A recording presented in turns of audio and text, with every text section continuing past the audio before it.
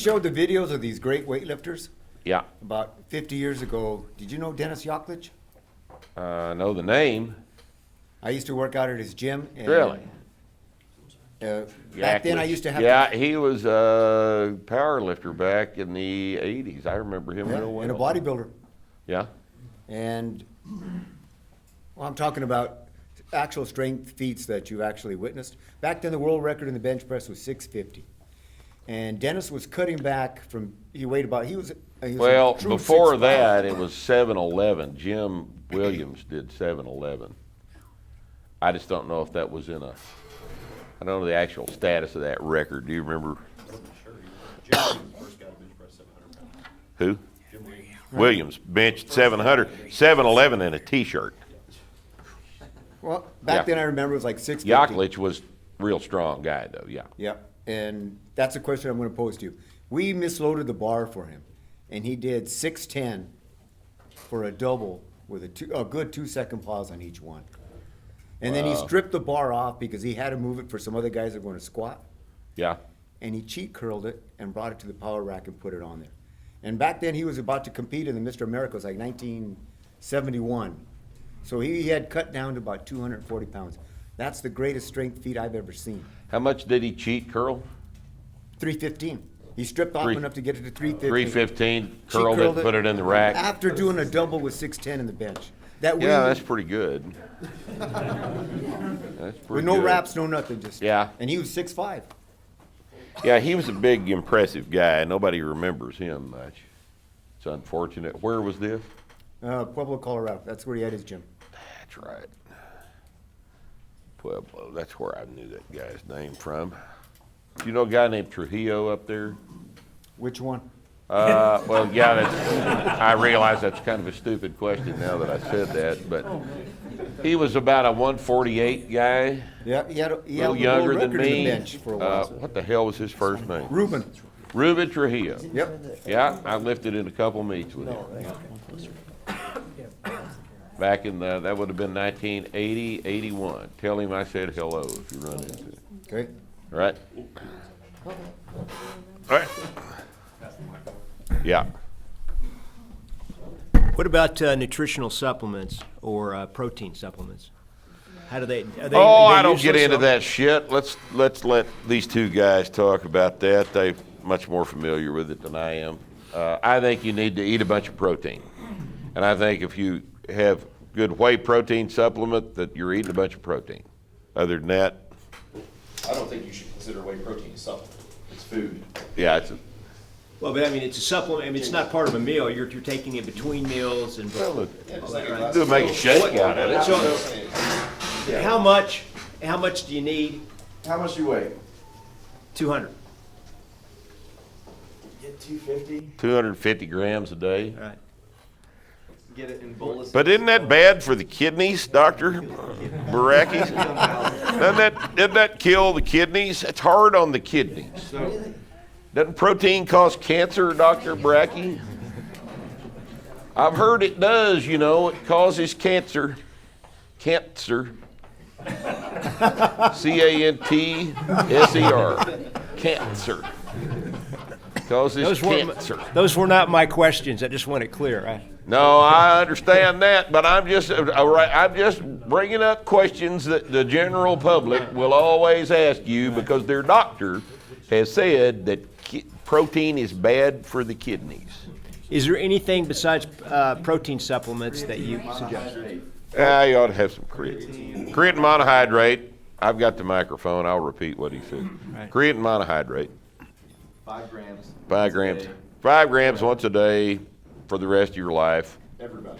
Your wife, your dog, your kids. Older you get, the more important that is. Older you get, the more important high quality protein at high levels of intake is. That's what I tell everybody that I coach who asks me this question. I say all that I personally use and all that I would tell them to use, blanket recommendation, would be to get enough protein. You can use whey if you need to hit how much protein you need. It's like a convenience food, Yeah. right? And then creatine monohydrate. Beyond that, it's fluff. People ask me about BCAAs. Usually you're not a high enough athlete to need that kind of stuff. BCAAs, that's an amino acid, that's in protein. Everything else, you're probably, for general health, you generally don't need it. You can get your vitamin D checked if you want to see if you're low and you need some or not. I like fish oil. I take a couple of those a day. I think that's probably a good antioxidant. I take an 81 milligram aspirin a day. Sullivan's got me doing that. Probably a good idea to keep your platelets under control. Don't let them do nasty things to you. Anything else? Yeah, go ahead. All right. Well, I know in order to get, like, when I'm lifting heavy, I have to eat in order to get strong, right? Yes. So how much? Because like right now, I eat about. You mean how many calories? How many calories a day would I need? I'm 140 pounds. So my goal is to get stronger. Yeah. So, I usually watch what I eat. So to get stronger, like, Right, my so, diet. again, this is coming back to the stuff I mentioned in the programming lecture, right? We say optimal, to facilitate the most optimal progress you can on the novice program, you need to be gaining weight. That might not be an interest of yours. You can still get stronger without significant weight gain. You could probably gain a few pounds and not even notice and get a whole lot stronger on it. You know what I mean? But I know you don't want to go and gain 20 pounds. So train, eat enough protein based on your body weight. Our standard recommendation, about 1 gram per pound of body weight for a young person, more than that for an old person. Eat plenty of carbs so that you can fuel your training. The fats will come in with the rest of the food. You don't have to kind of count that or something. It'll be in your meat, eggs, dairy, all that kind of stuff. So Okay, so just keep it the way I am right now, because if you're recovering, making progress, that's good. If you're stalling, reconsider and say, have I lost 5 pounds without realizing it in the past week? Well, I haven't been keeping up with my nutrition. I need to eat a little bit more. okay. But I thought there was a whole preconceived notion that you can't gain muscle without gaining some fat with it. And That's not a it's- preconceived notion. I mean, you'll never. That's not a preconceived notion. That's just True. That's just. Don't you have to do it? Anytime you cut, you're losing. When you gain weight, you're gaining both muscle mass and body fat. You could skew the proportions, but you're gaining both. When you lose weight, you're losing both muscle mass and body fat. You can skew the proportions, but there's going to be elements of each tissue involved in any weight gain or weight loss. That's not a preconceived notion. That is a true fact. That's a scientific fact. So do y'all do any kind of cycling though into the games and the? We don't, no. Y'all just keep getting bigger and overworked out? This isn't the cycling seminar. This is the barbell training seminar. Cycling is, yeah, Get through your novice phase. Figure it out at that point. right. Get a coach. Okay. All right. Two-part Back here. question. I had an opportunity to do some internship work with college and professional athletes, so I came to the same conclusion that you did from a standpoint that PT has kind of flooded the sports or athletic performance Yes, it has. environment.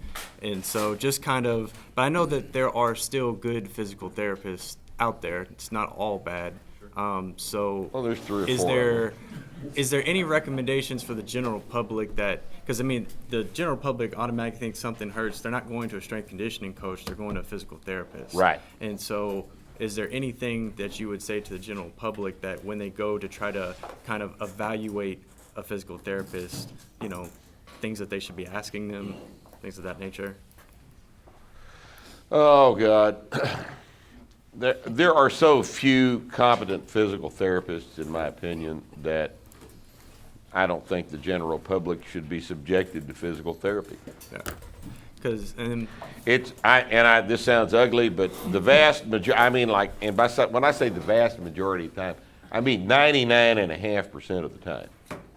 If someone goes to a physical therapist and gets better, they just healed up. right. They were going to heal up anyway. They just healed up. Okay.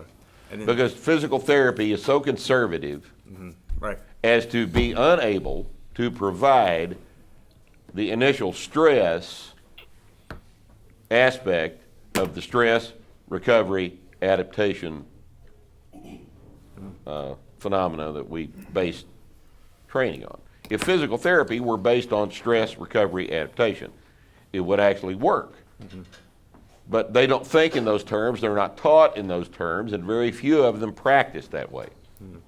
There are a few that have arrived at this conclusion on their own, but the vast majority of outpatient physical therapy is a way to bill insurance, and that's all it is. And I guess my second part question is actually more for my uncle who could not make it to seminar, but he is active guy, over 60, still hikes regularly, works out, but he has some low back issues. And so, but he's real big on this Stuart McGill, and I just didn't know if you've seen his material, if you know anything about him. I'm aware of him. I haven't read his material. Okay. He'll probably tell you the same thing about me. Yeah.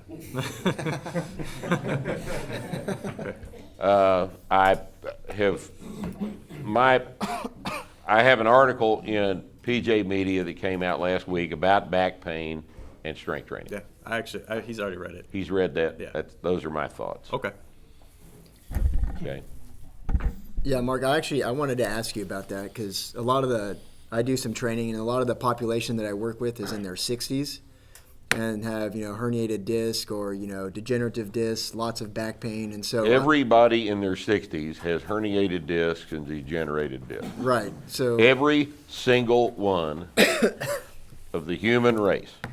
So my question, Every member of the human race, by the time they're in their 60s, has something wrong with their back that will register as pathology on an MRI. Without exception, every single one of them. right. So my question is, like, when you get somebody that comes into your gym, Just so we're clear on that. like, and they're having symptoms, how do you walk that person through their program? Is there anything you do differently with them, or do you just start them on the same With thing? symptoms, without symptoms. And what symptoms? What are the, Well, I mean, if they're just physically having pain in their back. God almighty, man, everybody's got back pain. Right. How many so- in this room have never had back pain? Never had back pain. Now, isn't that crazy? Not everybody in the room is 60, yet all humans have had back pain. It's the most common reason for loss of work hours is back pain. It's universal to the human condition, back pain. Everybody's had back pain. You want to watch me stand up right now? Let me show you something.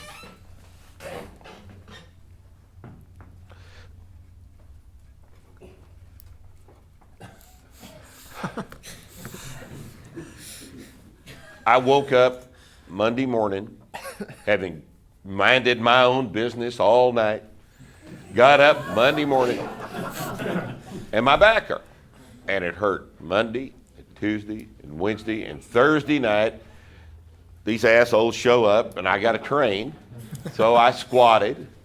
The empty bar and 135 and tweaked my lower back. Could feel it tweak. I put 2 1/4 on there, put my belt on, squatted again. It was fine. Squatted 255, didn't feel a thing. Squatted 295 for a double, didn't feel a thing. But I'd already tweaked it with the empty bar because I couldn't keep it flat at 135 without enough weight on it to squeeze against. I couldn't hold it flat. And I tweaked it, and it's still fucked up. It'll be okay probably by Tuesday. But everybody in the room has had this experience. If you depend on people who have never had back pain for a training population, you're going to starve to death.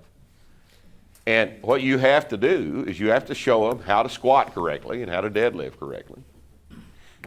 You've got to understand the difference between back pain and pissing on yourself and a numb leg and, no shit, patent neurological problems and back pain. You have to understand the difference between that, those two things. But everybody's got back pain. So what you do is you squat, you press, you deadlift. You might want to hold off on power cleans. And you bench press. That's what you do. Okay. Every- So my Because what else are you going to do? Leg extensions? Why?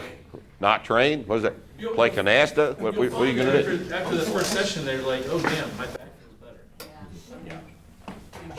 I mean, if somebody's so fucked up they can't bend over, you're gonna have to figure some stuff out. But in general, people whose backs hurt, they come in and they can teach them how to squat, you teach them how to deadlift, and they'll feel better the first day. It teaches them that they're okay.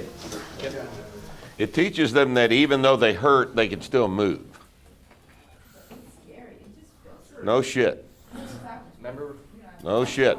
How do you think I felt when I put 2 1/4 on the bar and walked it out of the rack, having known I just hurt my back at 135? Should have stretched, Rick. Yeah.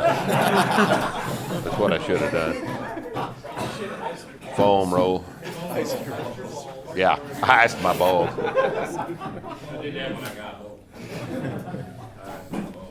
I have one more question. Mike. Do you guys ever do any farmers walks, or what are your thoughts on that? No, No. no, we're too busy doing squats, presses, deadlifts. Bench presses and power cleans to do farmer's walks. So Oh, some of these guys in here fool around with them. That stuff But is it's- an expression of strength. Yeah. It's not the way we build strength. Not, correct? I it's was a- not I how was a strong baseball men, but man for 4 years. how do you get where you can do a big farmer's walk? Heavy does. Get your deadlift up. I did a heavy farmer's walk the first time I ever tried because I deadlifted over 700 pounds already. And then there's obviously a little bit of skill acquisition there. If you're going to try to compete at the thing, you've got to learn the basic skills. But for the most part, you just train. What I did was train all week like a power lifter, basically. Just lifted heavy, basic barbell stuff. And I'd play around with the events on a Saturday. That's for people that are actually competing. You know, like I've used them some with clients, just clients that get bored. Just break up with the stuff, monotony. You know, like if you're trying to let them push the prowler every day or whatever, the fat, and they get tired of pushing the prowler, they can, whatever, you do some of that stuff, have them flip a tire or whatever. But ultimately, it's just an expression of strength. Last question. I just was curious, like, what are your Well, you best, don't get all 3 questions. We got these poor fuckers over here haven't had one question. I just wanted to know, what were your best lifts? Like, Just, back we'll in the get day? back to that. All right. All right. All right. I work out at a national chain gym. I see a lot of the stupid shit the trainers teach people and lots of stupid Right. shit going on. Right. But it seems like a good forum for spreading this information, the advantages of barbell training. I'm wondering if you've tried any different ways to partner with them in having their trainers go through this certification or doing seminars at these large chain gyms, or I don't know, any way to use their distribution to your advantage to spread this information to their clientele. Does anybody in this group work at Gold's Gym? Work. Employed at Gold's Gym? Anybody employed at Powerhouse? Anybody employed at any national chain gym? You're employed at LA Fitness? Doesn't seem to be working, does it? I would not prevent any of their employees from coming to this seminar. But this seminar is hard. And most of those college kids that are juniors in an exercise physiology program don't have the money to come to this thing, A. B, have been told by their faculty that they already know more than we do about this. And C, would never pay for this seminar tuition in personal training fees before they got fired at the Globo gym for trying to show people how to use the barbells instead of putting them through the machines. Because that's what they've been hired to do. It is a difference in business model.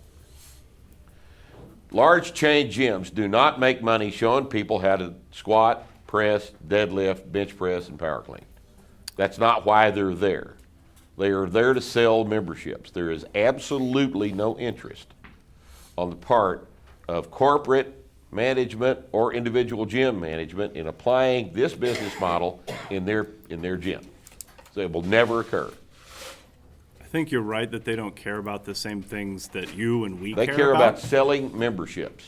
Fair, but not in people using memberships, but in selling memberships. Oh, sure. I agree with all of that. Right. I guess the thing I submit is that there is a way for them to figure out how to sell more memberships or make more money and also achieve the goal of spreading this information more broadly. I disagree. That's too expensive. It's not been my experience that that's the case. Remember when you All said right. we're narrow casting, right? Yeah. This is too hard for most people. Like, even you guys in this room, like, half of you are gonna go home after this seminar and never do this again. That's the reality of the situation. But all of you in this room are better than the vast majority of people who are gonna try Planet Fitness because you still ponied up $900 to come to this thing, right? And now you know all of this stuff, whether you intend to use it or not. Sure, we don't want a macro cast, right? It's that the idea is like, it's kind of hard to come here. It's kind Well, of we'd hard like to. get this done. Broadcast. Broadcast is the word. Macrocast is not a word. Narrowcast is a word, broadcast, because narrow, broad, but narrow to macro, those aren't, you know. So I'll use Ripskin's good word, broadcast. So, now I'm just saying, it's just look, I mean, it's not, and we've done this for decades. People that aren't interested aren't interested. It's just, I know, look, man, you guys are early in this fitness field, you want to change the world, but Well, I've been and at we're it for- trying, it's not that we're not trying, it's just that at some level we get it, that like there's 95% of the population is never going to be interested in this. And those are the people who want to pay $10 a month to walk on a purple treadmill and read Cosmo magazine. They're just checking it off a list, right? And the gyms they go to are, their entire business model is charging $10 a month to have 3% attendance. Because 97% of the people that go there, well, why would you cancel a $10 membership? They always just think. That's the $10 business model at Planet Fitness. That's their intent. They specifically market at people who will not use the club. They don't want those people to use the club. They want a $10 a month automatic draft on a person who they've never seen but one time. That's the whole business model. And to think that the corporate fitness industry is interested in suddenly making people strong, they disagree with the premise. Not only is it not their business model, they disagree with the premise because it's in their interest to disagree with the premise. Sorry, that's just the way shit is. What's It's a that? noble thought, but that's just the way shit It's is. too expensive, it takes too much effort to put somebody through this thing. And You'd have to pay more than to- $10 a month. To coach. And most people are stupid. Fair points. The vast majority of the human race is stupid. That's absolutely true. I also agree with that. Hillary Clinton won the popular vote. What else do you need to know? You know? So, I mean, it's just the way shit is. We will, won't we? Yeah, we will. We really missed a great opportunity there, didn't we? We missed an opportunity to have a great president. Okay, because it's time.